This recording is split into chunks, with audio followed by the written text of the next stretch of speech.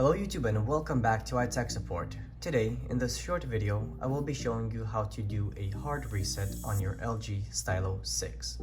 So let's go ahead and get straight to the point here. First step, power off your device.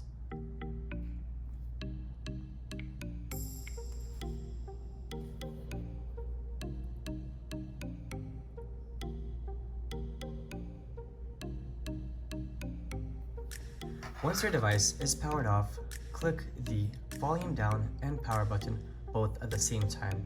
As soon as the LG logo appears, let go and press again on the power button.